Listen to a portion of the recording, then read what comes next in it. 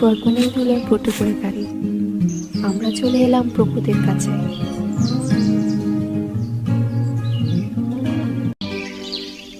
জায়গাটা কি শান্ত না? শুধু আমরা আর গাছগুলো মনে হচ্ছে অন্য এক জগতে আছি। ঠিক তাই, চলো। শুধু ঢুকেছে। নিজের হাতে বানালাম ছোট্ট একটা ঘর।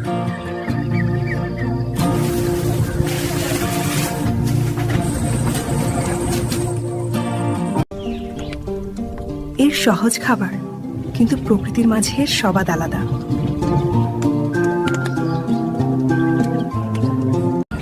তা মেয়ে, এই হাসতেই তো পূর্ণতা।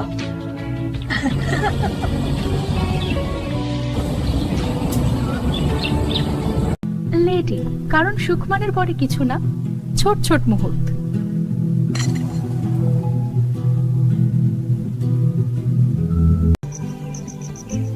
প্রকৃতির মাঝে আমরা খুঁজে পেলাম সত্যিকারের শান্তি।